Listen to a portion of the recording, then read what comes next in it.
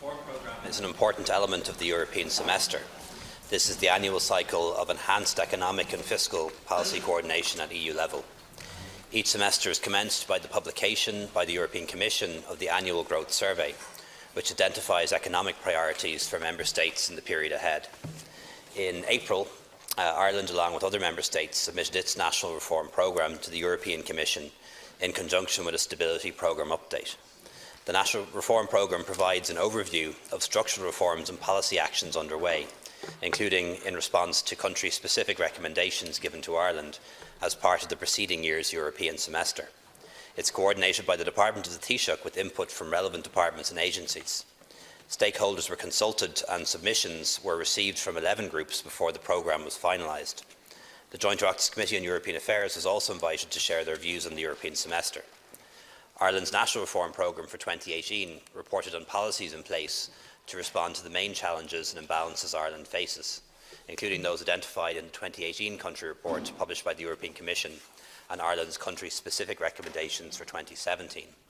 The programme also reported on progress towards Ireland's Europe 2020 targets in the areas of employment, research and development, climate change and energy, education and poverty reduction. Finally, the programme provided an update on Brexit and reported on the use of structural funds. The National Reform Programme justifiably highlights the disparity in employment rates between men and women, which have widened once again in recent years. However, it completely fails to mention the disparity in pay that women in the workforce experience. Yesterday marked Work Equal campaign's Day of Action to highlight the gender pay gap in Ireland. It was in effect the date on which women stop receiving an income for their work for the remainder of the year relative to their male counterparts. CSO data shows that on average women in Ireland are paid 14% less than men. But Ireland is not an outlier in its failure to address the gender pay gap, and addressing it should form part of the National Reform Programme. European Unequal Pay Day was marked on the 31st of October. The bottom line is that Irish women, like many women across Europe, work 2 months out of 12 for free when compared with men. I understand the scheme of the Gender Pay Gap Information Bill will be before the Justice and Equality Committee next week for PLS. Gender pay gap reporting is an important tool that will assist in identifying pay differentials and might assist in tackling the pay gap issue. But there are other tools at your disposal, Taoiseach. The programme for government commits to strengthening the role of the Low Pay Commission in tackling the gender pay gap, as well as in work poverty, and also commits to strengthening regulation on precarious work. Women workers are disproportionately represented in low-pay sectors such as retail and hospitality. So I want to know, Taoiseach, what actions have been taken to strengthen the role of the Low Pay Commission in tackling in-work poverty, precarious work and the gender pay gap? Thank you. I want to ask the Taoiseach, in terms of the country-specific recommendations in the National Reform Programme, where it calls for specific emphasis on resolving long-term non-performing loans through resolution strategies. That is, making provision, for example, for write-downs to allow indebted homeowners to actually resolve their debt and to be able, obviously, to secure their family home. The same would be true, for instance, for viable businesses, and is referenced in the reports, as for households. Now, there's very little evidence in Ireland, rather unusually throughout the world, of there being any debt write-downs at all. Instead, what's been happening is that the debt is being sold to vulture funds. Now, there's a lot of suggestion from people in your own government that the vulture funds in some way are nicer and easier to deal with. I don't actually think that's true.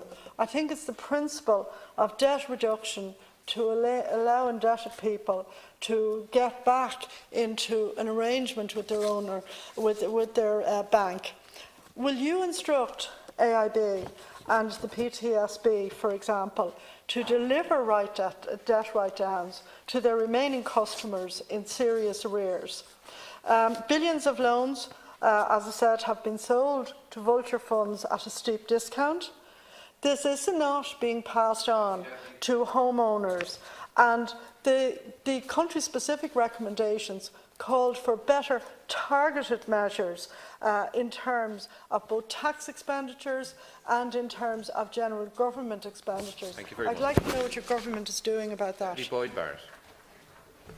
Taoiseach, on December 1st, the National Housing and Homelessness Coalition will be organising another demonstration about the ongoing housing and homelessness crisis, which we have talked much about in here. And your national reform programme refers significantly to your plans to address the housing situation in this country and reiterates your targets in the Rebuilding Ireland plan. Do you accept that as we move near the third quarter now of 2018, that you're not even meeting those completely, in my opinion, inadequate targets? The end of quarter 2 figures for the building of housing, social housing, find a total of 1,400 units, only just under 500 council houses, whereas the Rebuilding Ireland targets set a target of 6,385.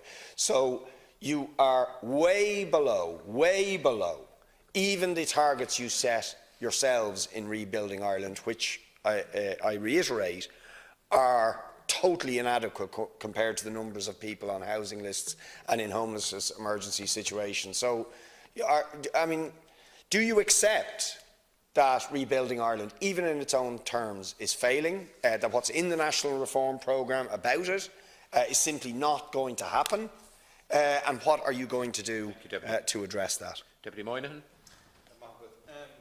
In the reform plan, there's a lot in relation to research and development and how research and development, particularly over the last 20 years, has underpinned innovative ideas. And there is a sense that we are not putting enough resources or not putting enough emphasis into further research and development to allow policy makers and people to bring forward the best possible ideas.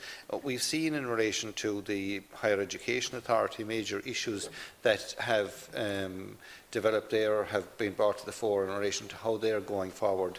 And do you accept that there is a major issue in relation to research and development and how it has shown over the last 20 years how solid research and development have underpinned many innovative ideas, and we don't seem to be putting the emphasis into getting the best possible research before we go into changing policy? And maybe you might comment on that, Taoiseach. Thanks very much, Ceann Corlett. The closing the gender pay gap isn't in the National Reform Programme, but I agree with Deputy O'Reilly that just because something's not in the National Reform Programme doesn't mean we shouldn't do it, and we should do it. So we have a number of actions underway. The first is the Gender Pay Bill, and that is going to go to the Joint Oireachtas Committee next week, and I'd encourage all parties to work together to make sure that we have pre-legislative scrutiny done next week and we can progress that legislation.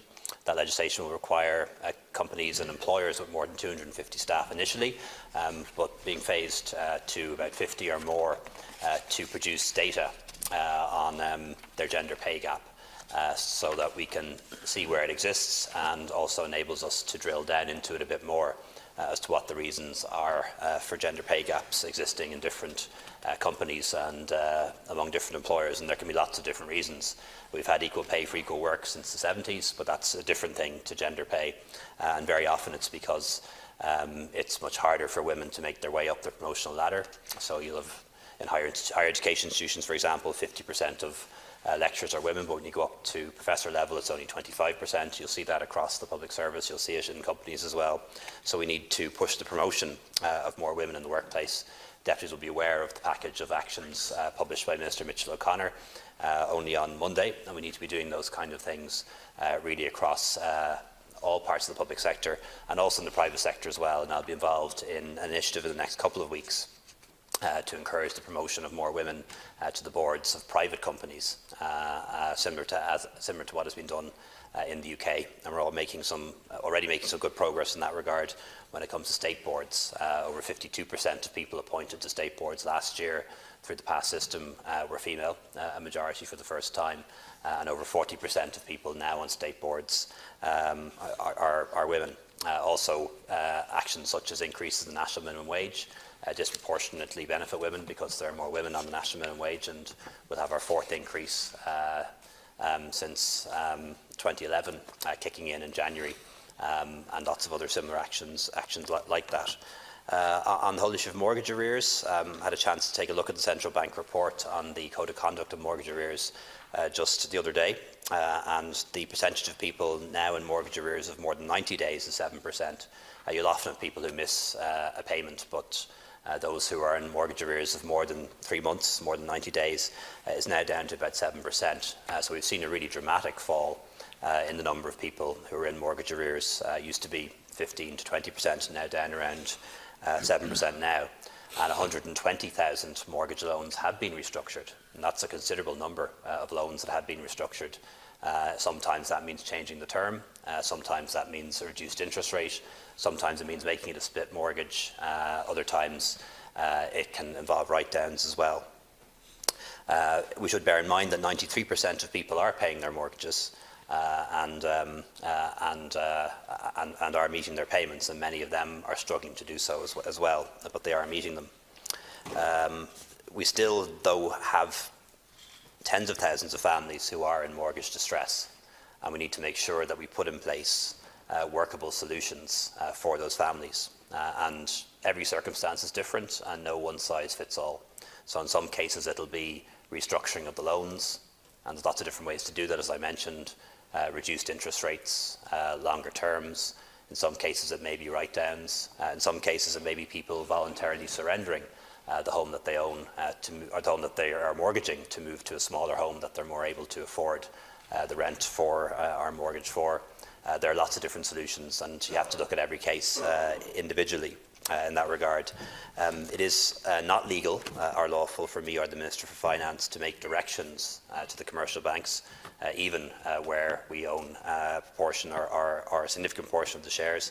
They have to operate independently and they have to operate commercially. And there's lots of reasons for that under European, Irish law, and I'm happy to send on a primer to Deputy Burton just explaining how that works. In relation to housing, I think core to the solution is the supply of new homes, more homes and apartments for people to buy, more homes and apartments for people to live in. Our population last year increased by over 60,000. It therefore stands to reason that we need to be building at least 30,000 new homes and apartments every year just to meet the rise in demand of a country with an expanding population, an expanding economy. And we're not doing that yet. We need to ramp up the supply of new housing, new homes and new apartments of all sorts. Homes for people to buy, homes for people to rent, and social housing as well, because we need all those types of housing, and cost rental as well as that too. We are making progress. We will build somewhere between 18 and 20,000 new homes this year. That's up from 15,000 last year, up from less than 10,000 the year before, up from maybe 5,000 the year before that. If we could ramp it up quicker, I guarantee you we would. But there are capacity constraints, there are limitations as to how quickly you can ramp up the building of new homes. But to have gone from less than 5,000 only a few years ago to nearly 20,000 this year, more new homes being built this year than any year this decade, I believe is considerable progress, but I totally accept that it's not happening fast enough, and we will do everything we can to speed up the rate of construction growth in this country until it gets to the sustainable level of 30 to 35,000 new homes being built every year, which is what we need to meet demand and then get ahead of demand. The CSO figures came out just this week, and just to quote them, and I think they speak for themselves, the number of new homes built just in the last 5 months was 4,673. So that's 4,673 individuals and families just in the last 3 months being able to move into new homes and apartments. And the big increase was in housing schemes. The increase in one-off housing was only 26%, but the increase in housing schemes housing estates essentially was 40% year on year. So that's a pretty big increase in the number of new housing estates being built around the country. Disappointing that we haven't seen a similar increase in the number of apartments being built, and particularly in the cities where there are a lot of single people who want one-bedroom apartments, a lot of people looking to rent. The number of apartments being built isn't increasing at all, and that's a matter of significant concern. And of course, these figures don't include student apartments. You can add another 2,000 to those. Don't include reconnections of vacant dwellings. You can add 654 to that, and don't include unfinished housing developments which have now been finished. Question number 4, Taoiseach.